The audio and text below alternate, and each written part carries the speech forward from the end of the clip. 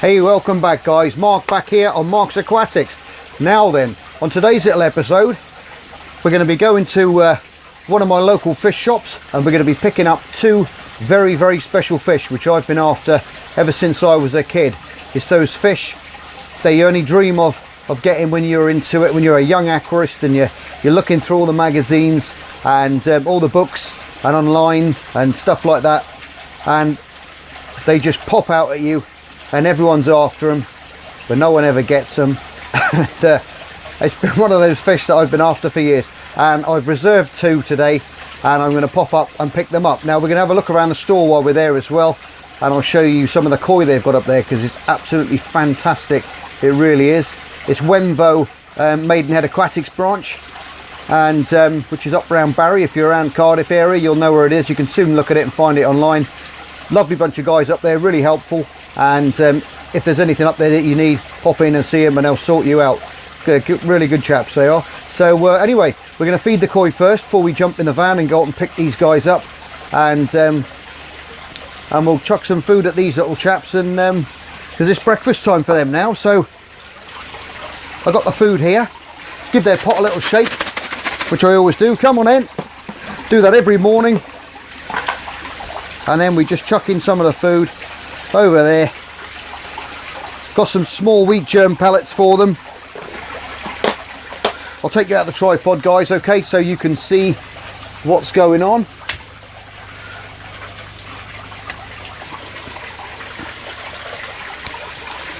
And there we are. They're a little bit spooky still. I've taken the covers off, as you can see now outside. All that's been done. And it won't be long before they smell them pellets. Here they come. They're stunning colours at the moment. Giving it a massive water change.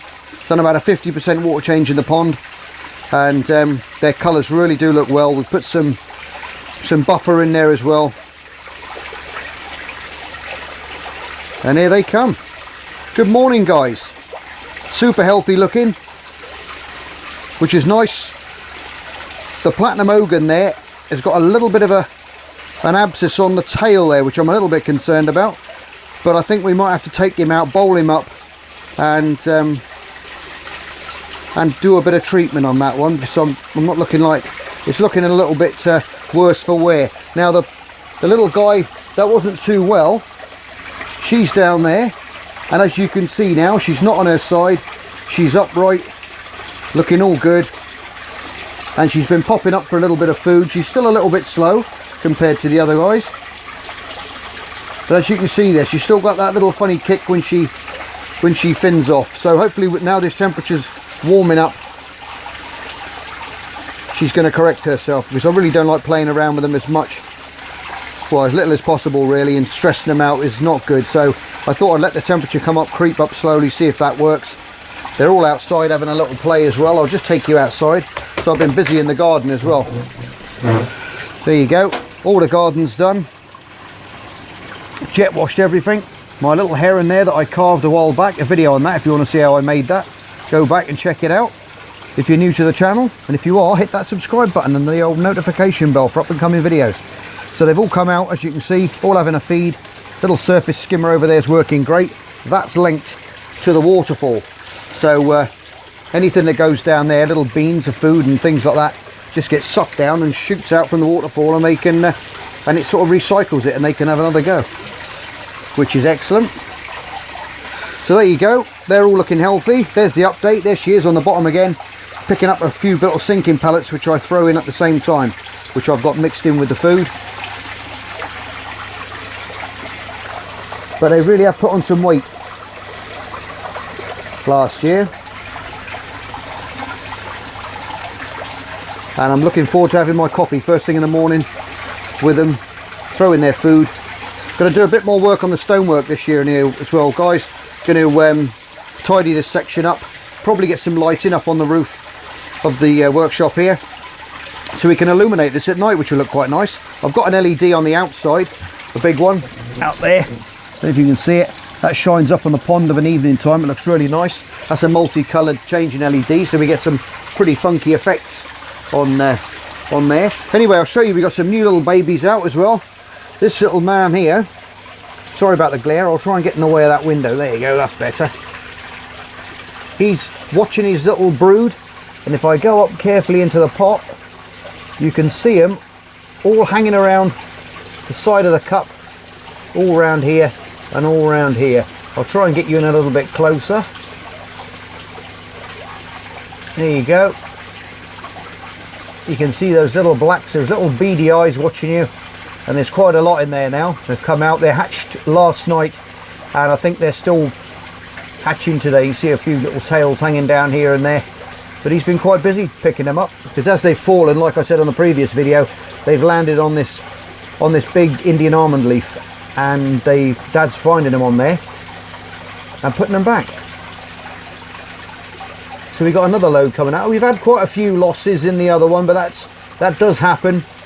Sadly, you can't bring every single one of them on. You get the weak ones that haven't developed properly, kink tails, all that sort of stuff, and they don't make it, sadly. But we siphon those out when we do a water change. Any little dudes that had finished and they've given up their ghost, we suck them out to keep the water parameters good.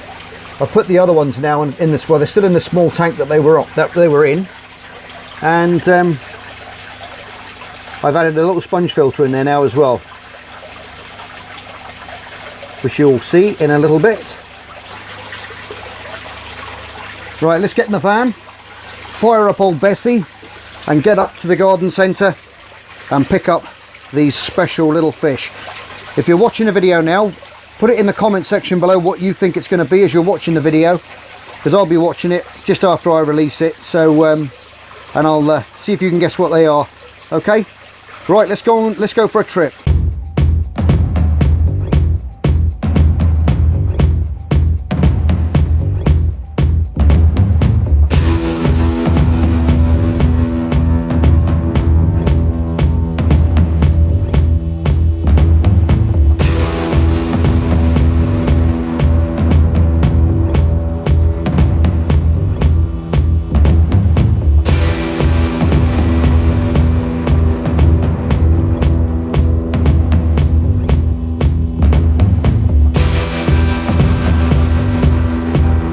Now today I've gone up to Wenvo Garden Centre up near Barry in Cardiff to buy a couple of very, very special fish which I've got in my bag right here, and I'll show you guys when we get home. But while we're here, I thought we'd just have a look at the koi, because they got some absolutely stunning koi up here. Really, really nice ones. It's a bit bubbly in there today. You can see them, they're all swirling around thinking they're going to be fed. Some of the smaller ones in here.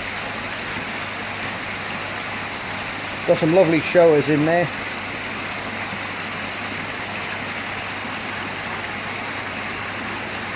Absolutely beautiful colours. So we can walk around this side now. We've got some bigger ponds going. I think they got one of these new Awazi drum filters here they've rigged up, which look quite good. And they got a Nexus 300 there, like the one I've got running my koi pond back home. So you can see the quality of these koi, they're absolutely stunning.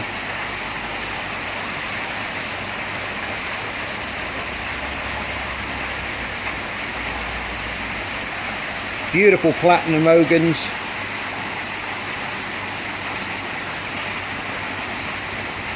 Beautiful fish, they really are.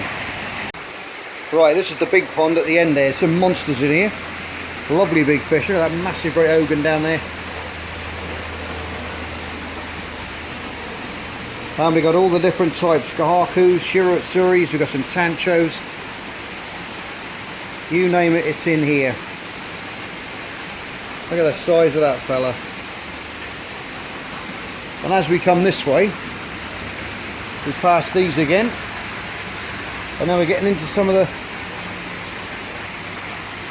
smaller ones, which they've got a sale on at the moment. These are all imported from Japan, as the sign says. £69 each, or two for 130. But they're stunning quality fish, they really are. Look at that lovely Tancho there. Beautiful big spot, big sunspot on his head.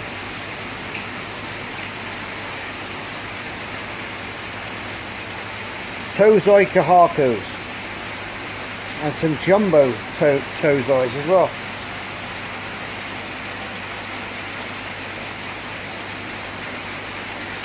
and the tanks just keep going. They've got all the bowls there where they do all the obviously when they hook them out for you to have a look at, and just to make sure it's what you're after. Look at that. Let's see your little mouths. Probably a better angle for you this way. These are £299 each. Some of them are £500 each. The lovely Deutz, Sankey. Just trying not to drop my camera into the pond. Well, we've got some stunning fish there, absolutely stunning.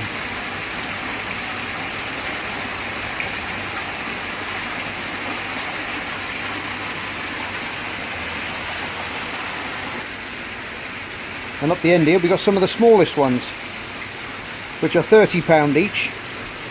But they'll make some stunning fish when they're older, they really will. Some really high quality little fish in amongst this lot. And if you come up here, one of the boys will hook them out, put a big scoopful into one of these bowls, and you can have a pick and give them a good inspection and see which one you want before you take it home and introduce it to your pond. They do a really good, I'd say it's the best place in South Wales, to be honest. Fantastic stuff. Got a heap more in here as well. And if you want some decent tidy Japanese koi, now's the time to get it, because they've got a sale on. So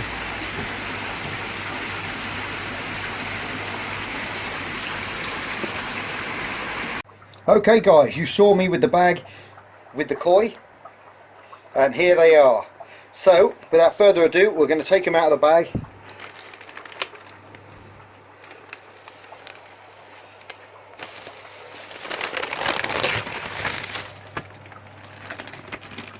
And I don't know if you can see them.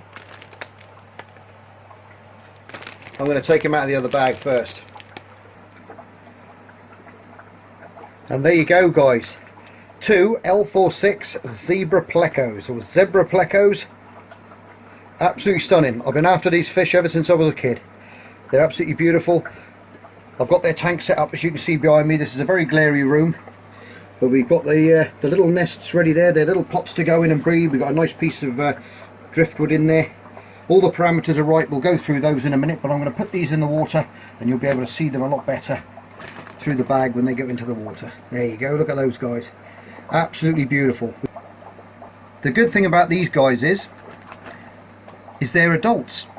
Normally when you buy these, they're very small. You only get them around an inch long, and you get them from the breeders. Now these are illegal to be taken from the wild now, so they're on CITES and all that sort of stuff, so you're not allowed to take them. It's all illegal. So you can only buy the captive bred ones. Now these were imported from Florida and from a colony over there, but they're fully grown and ready to breed. So that's the plan. We're going to try and breed some of these out, and we're going to try and get some babies and start our own little colony off, which is going to be fabulous. It's like I say, it's something I wanted to do ever since I was a kid. I'll just turn this bag for you guys sideways so I can let it go. Little chunky bellies on them, really nice condition. And now we're going to leave them. I'm going to take the top off the bag. We're going to pin them up here for a little bit. I'll get you some couple of aerial pictures as well before we put them in. So I'm going to acclimate these guys now, and then we're going to add these to the tank, okay? So I'll get back to you when that's all sorted out. Alright guys, while these are acclimating, I just thought I'd show you the filters that I put in. A couple of sponge filters there, which did stir up a little bit of that mould from the bottom of those leaves, and there's a couple of snails in there as well, which are keeping the algae down off the glass. But you can see the babies all around the back there, nipping around still. Quite a few down the bottom there. Most of them are up around in amongst the roots of the plants. Now I've fed them some, you can see there's absolutely loads of infusoria all over the glass, creeping about. They're feeding happily away on there. There's absolutely tons of food for them in there, so they're quite happy. Like I said, we have lost a couple here and there, but that's you get that mortality rate. Like I said, back there in the workshop, there's a couple there just hopping around. We got a good few in there though. It doesn't look like there is many in there, but believe me, they're all up in amongst the roots and quite healthy, feeding away. And the strong ones will survive and the weak ones will pass away. the ones that have got misshapen spines and different things of that nature, which is always sad. And that's part of the sad thing about breeding, is that when you bring all these little things and you into the world by putting the fish together and making them breed, you do lose a few, you know. And if you're not, it can be quite sad if you're, you know, you can't save them all. That's what I'm trying to say. You need to have a bit of a strong stomach when you're breeding, especially when it comes to culling and different things of that nature, where I don't do that at all. A lot of people cull heavily, they, you know, they'll get rid of this, but I'll take all mine to the shops, and we'll try and get them good homes. I'll bring them all on, as many as I can, and we'll keep some of the tidy ones. The zebra plecos there are going, having a little chat in the corner there. They're acclimating away. I keep putting in a little scoop. I've got my little tub there, and I'll just scoop some water out. I've got my tongs just holding the bag up, and then we'll just, every 20 minutes or so, want to acclimate these slowly. The good thing is they've been in the shop for some time, and they're used to the parameters there, which are and obviously we're from the same neck of the woods. It's only a few miles away, the store, so it's not too bad. A lot of the conditions are the same, so they're used to it, which is really good. Everybody else is doing well. There's Jack, doing very well, looking awesome as usual. One of the other shrimps there, and a big blue ram's horn snail at the top there, which I got from this guy called Jonathan, and he sent me,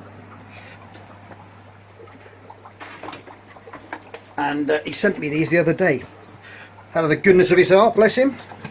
So at least I can do is give him a little shout out.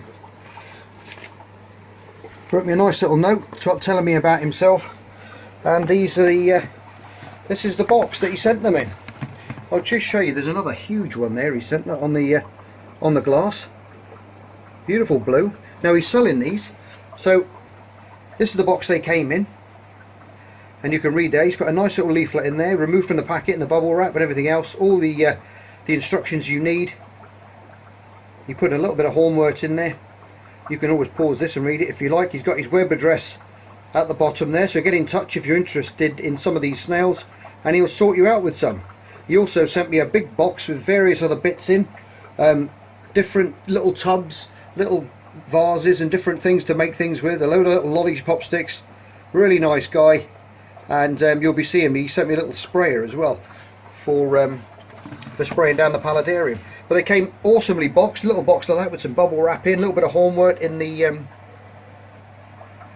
inside the box. And this is them. He sent me 4. If you look on my Instagram, you can always follow me on Instagram as well, guys. If you the link's in the description there. Sorry, up on my homepage. But they are absolutely stunning big snails. Look at those, beautiful shapes. He's flying away down the glass there. Like supercharged snails. But there are. Look, there's one there. He sent, I think it was 5 he sent me in total. One there, another one down there, and the rest of them are hiding amongst the place. But we've got a right little mix up of different things in there now. We've got some baby white cloud mountain minnows lurking around in here, in amongst all these little tiny red tails. There's a little yellow sakura there, keeping that leaf nice and clean. I thought I'd give you a little trip around the shrimp room, because you guys haven't been in here for some time. But we got those in here, lots of baby endlers. Here comes another yellow sakura to say hello.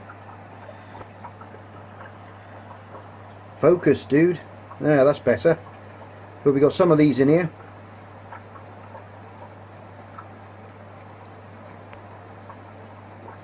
Fantastic. Also got a huge big tub here of bloodworms. These are the smaller type bloodworms which we can get. That was also from Maidenhead as well. As you can see, very, very lively. And all the endlers and the guppies and the white cloud mountain minnows absolutely go nuts for these. Obviously, as well as the zebra plecos as well. So go and check this man out. He's a really nice guy. Email him up. And there's his web address there. You can get in touch with him and show him a bit of support, because he's going to start up his, I'm not sure if he's starting up a little YouTube channel as well, so go and sub up to him if you're interested in all these snails, or if you know anyone who is interested in snails.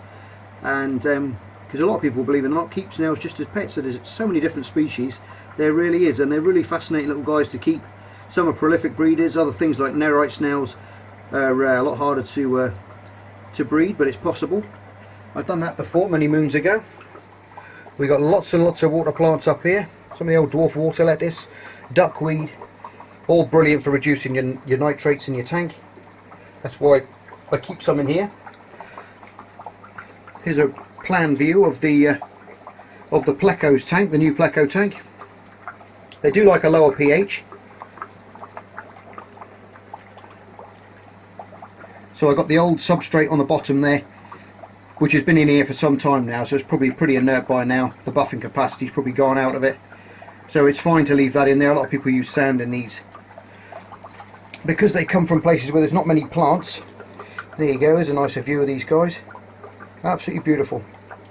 Yeah, they come from places that are faster moving little streams and things, which are crystal clear water, highly oxygenated water they need. And that is why, if you can see on the top of there, I'll try and go in closer for you. You see under there, on the sponge filter, I've got two oxidators, and that little white worm there, look, whizzing about. You're toast, mate, if one of those sees you when they go in. Yeah, put two oxidators on there. Now that's going to make sure, I'll put them on top of the filter, because as that oxygen rises out from them, it's going to go into that water column and get dispersed around the tank. Now, because I've got this finer substrate in here, I've got a power head in there, but I don't really want to use it because it's quite fine. The substrate's quite fine, and it will blow it around. I've put some bloodworms in there already, as you can see. That's their little caves. That's where we're going to hopefully see some babies in time to come, which is going to be fabulous. So I'm really excited about breeding these. Never bred them before, but super excited to breed them. I've just put in these two hides as well. You can see them still releasing the oxygen, as the oxygen's being as they're soaking in that water, they're releasing the oxygen which is trapped in them. But hopefully we'll have some babies out there, which is going to be super exciting. There they are. We can add a couple of cups of water in a minute,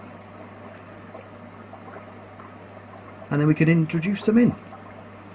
Not putting any of the tank water into the main aquarium. Never do that, guys, if you can help it, because you're going to be introducing pathogens and all that kind of stuff, which you don't want in there. So make sure you don't put any of the tank water in there. Okay. Got a few plants, some Amazon swords at the back, some Watatang, which is still attached to the wood there, which is more decorative, just for, it was stuck to the wood, to be honest, so I've left it on there. And like I said, the swords at the back there, a bit of choya wood or cholla wood, whatever you want to call it. Heaters, oxidators, so it's all ready for them. Temperature's around 27 degrees. And we've got a pH of about 6.5 to 6.6 in here at the moment, which is going to be spot on. So we want the temperature a bit warmer, and then we can let them settle in, and then we can start playing around with different things and trying to get them to breed. So I'll get back to you guys when I've put them in the tank, okay? So I'm going to need both hands for that. Right, there you go, guys. We've put them in the tank. One of them just got put off behind the filter, but this little guy has decided he's going to stick to the glass and give us a nice little reflection at the same time. So we've got them in. They're all happy. Obviously a little bit off colour because they're a little bit stressed, but they're going to settle in over the next few days. So we're going to catch up, and I'll catch up with you probably on Sunday now, and I'll give you a little update on how they're doing. I really can't believe, after all these years of wanting these fish, I've finally got a couple, and I'm so looking forward to breeding these. It's unreal to see these little baby zebra plecos in their little hides and to do all that. I've never bred plecos before. I've got friends who have done, bristlenose, all those different types, and they are absolutely fabulous little guys. They really are. They've got an amazing little courtship, but we'll get into that as time progresses, and we'll keep paying them little visits and seeing how they're doing. Super excited, can't believe it. Hello matey. Here's my little friend here. Lots of pregnant endlers and guppies there coming in and out of view. and get a better view. A nice big female there. I think it's two females actually pulling away on that little bit of subwassertang, which likes to break off and float around and start growing all over the place.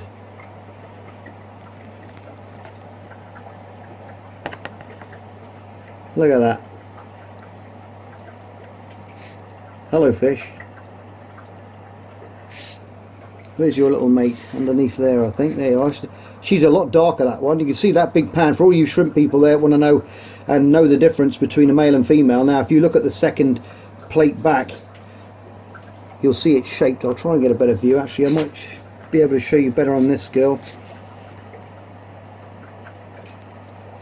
Maybe not. It's hard to tell when they're darker, but the second scale back is very frying pan shaped. Yeah, that photo bombed by an endler, and that's how you tell the females. Normally a hump, more of a hump on the back, with that big frying pan scale second one back. That tells you that they're females. And these are stunning. They've got a lovely white stripe through the middle, and they've lost that yellow coloration. They've all descended now from Bloody Marys, these, and yellow Sakuras. When I had them in together, they crossbred, and these are the ones that came out. They're absolutely fabulous. My camera's trying its best to not focus for me today.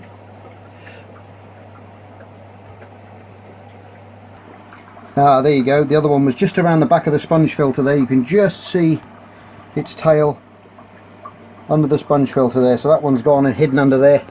And this little guy is still down here. Anyway guys, I'm going to leave it at that for you today. Hope you've enjoyed Wednesday's little episode. We've got lots going on, babies growing, new fish coming in, new projects on the go. It's all really exciting stuff, and I'm thoroughly looking forward to breeding these little L46 zebra plecos. Really looking forward to it. Anyway guys, if you're new to the channel, hit that subscribe button and the old notification bell for up and coming videos. And as always, you're all stars, love you loads, and I'll see you on the next edition of Marks Aquatics. Take care, bye for now. Just me and my guitar.